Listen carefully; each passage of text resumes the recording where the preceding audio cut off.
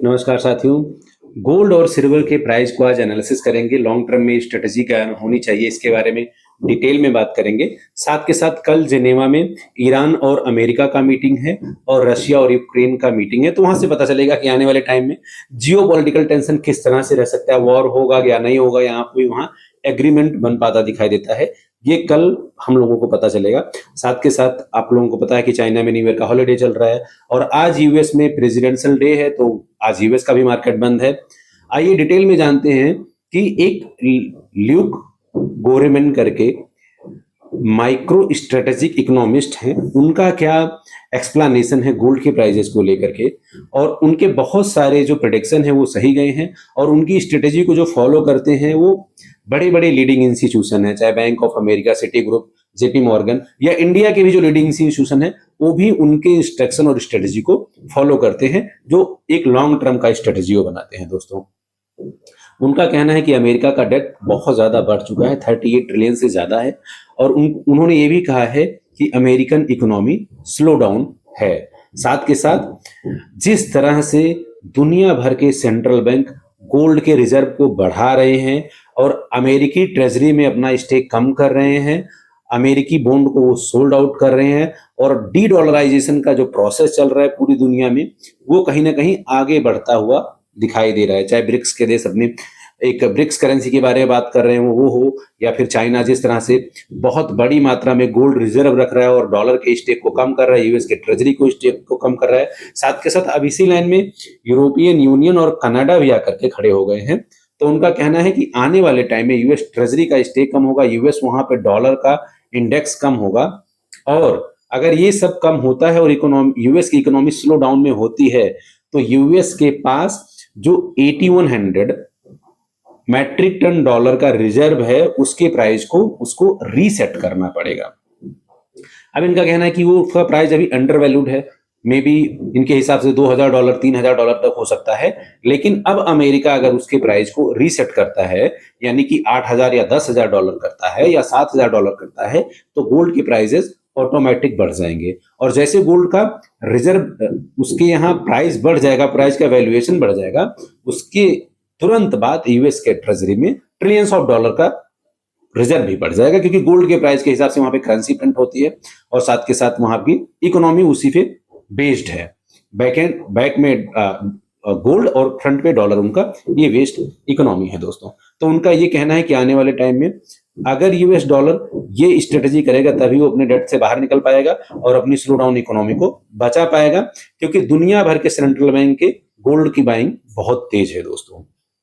अब इनकी स्ट्रेटेजी को अगर दुनिया भर के लीडिंग इंस्टीट्यूशन फॉलो करते हैं, क्योंकि माइक्रो इकोनॉमी में बात करते हैं, लॉन्ग टर्म का इनका स्ट्रेटेजी होता है, और उनके पहले की बहुत सारे प्रोटेक्शन भी इसी तरह के रहे हैं और उस पर सभी बड़े इकोनॉमिस्ट और बड़े लीडिंग इंस्टीट्यूशन ने काम किया और वो सही भी साबित हुआ है दोस्तों। लेकिन ये कहना बड़ा मुश्किल होगा कि ये कितने दिन होगा, ये 10 दिन का भी लग सकता है, 6 महीने भी सकता है, 1 साल भी लग सकता है और 2 साल भी लग सकता है, क्योंकि यहाँ पे बड़े सेंट्रल बैंक हैं, कंट्रीज हैं, इनकी पॉलिसीज लॉन्ग टर्म में होती है। इनका एक दिन के प्राइस ट्रेडिंग से कोई लेना देना नहीं होता है, ये माइक्रो लेवल पे काम करते हैं, इनकी स्ट्रेटेजी लॉन्ग टर्म की होती है। तो अगर ऐसा कुछ होगा आने वाले टाइम में तो गोल्ड की प्राइजेज ऑटोमेटिक ऊपर चले जाएंगे दोस्तों। अब आज सिल्वर का बात करना इसलिए बहुत जरूरी हो गया है कि सिल्वर के बारे में बहुत सारे लोगों का पिंग आ रहा है, मैसेज आ रहे हैं कि सिल्वर के प्राइसेस कम हो जाएंगे, कोई कह रहा है 64 हो जाएगा, कोई कह रहा है 60 हो जाएगा दोस्तों। तो सिल्वर का अगर हम फंडामेंटल देखें तो फंडामेंटल में कोई चेंजेस नहीं आया है। साथ के साथ सप्लाई अभी भी शॉर्टेज है। चाइना ने जो एक्सपोर्ट को लेकर के रिस्ट्रिक्शन लगाए थे, पॉलिसी बनाई थी कि कौन कौन सी कंपनी सप्लाई करेगी, किसको सप्लाई करेगी, वो एज इट इज है। डिमांड ज्यादा है क्योंकि आपको पता है आने वाले टाइम में क्लीन एनर्जी, ग्रीन एनर्जी के साथ साथ ईवी व्हीकल्स बढ़ेंगे, सोलर पैनल्स बढ़ेगा, एआई डेटा सेंटर बढ़ेगा। इसमें कोई न्यूज नहीं आया है ऐसा निगेटिव कि इनमें कहीं ना कोई कमी आने वाली है। अगर कहीं 1% की कमी है तो 2% किसी का डिमांड ज्यादा है इनमें। मान लीजिए अगर ईवी व्हीकल से 1% कम होगा तो कहीं ना सोलर आपका आई डेटा सेंटर आगे निकल जाएगा। तो एक तरह से अगर 1% किसी भी इंडस्ट्री में डिमांड कम होगा तो दूसरी इंडस्ट्री में 2% डिमांड ज्यादा होगा। तो ओवरऑल मिला करके सप्लाई शॉर्टेज है, डिमांड ज्यादा है, और एक्सपोर्ट पे चाइना का रिस्ट्रिक्शन है जो 60 से 70% का सप्लाई करता है।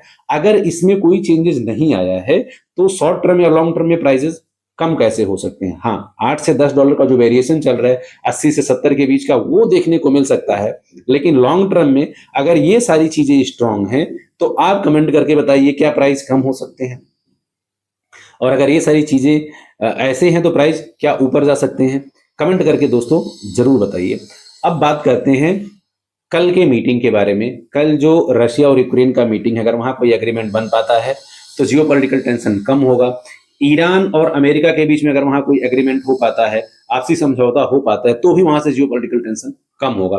लेकिन मुझे नहीं लगता यहाँ पे जियोपॉलिटिकल टेंशन कम होगा, कि अगर न्यूज की बात करें, एनालिसिस की बात करें, तो यूएस अपने मिलिट्री डिप्लॉयमेंट को और ज्यादा बढ़ा रहा है, और ईरान कह रहा है कि वो न्यूक्लियर प्रोग्राम को लेकर के क्या बात करेगा, क्या उसके टर्म्स एंड कंडीशंस हैं, क्या यूएस उस पर मान जाएगा। तो ये देखना बड़ा दिलचस्प होगा, क्योंकि सिल्वर और गोल्ड और मेटल के प्राइसेस हमेशा जियोपॉलिटिकल टेंशन के हिसाब से काम करते हैं।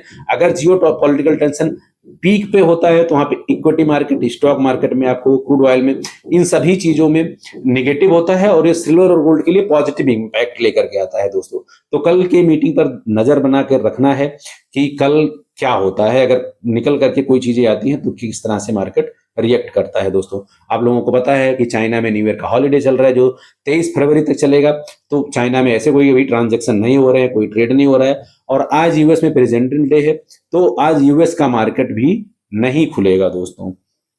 कल के बारे में देखते हैं कि कल मार्केट किस तरह से रिएक्ट करता है। दोनों जगह का मार्केट बंद है, इंडिया का मार्केट चालू है। अगर करंट प्राइस की बात करें तो करंट में भी सिल्वर $77 के आसपास ट्रेड हो रहा है, और गोल्ड 5000 के ऊपर है दोस्तों। जो गोल्ड का रेजिस्टेंस है वो $83 का भी है। माफ कीजिएगा, सिल्वर का जो रेजिस्टेंस है वो $83 का है। अगर $83 को क्रॉस करता है तो फिर 90 और 95 भी शॉर्ट टर्म में जा सकता है।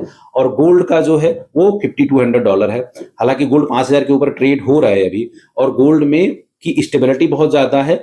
और अगर ये गोल्ड और 100 या $200 यानी कि $5100-5200 को अगर ये ब्रेक करेगा तो फिर ये शॉर्ट टर्म या लॉन्ग टर्म में भी, और ये बुलिश रह सकता है, शॉर्ट टर्म में भी और लॉन्ग टर्म में भी बुलिश रह सकता है दोस्तों। तो आज के वीडियो में इतना ही, मिलते हैं नेक्स्ट सेशन में। Thank you.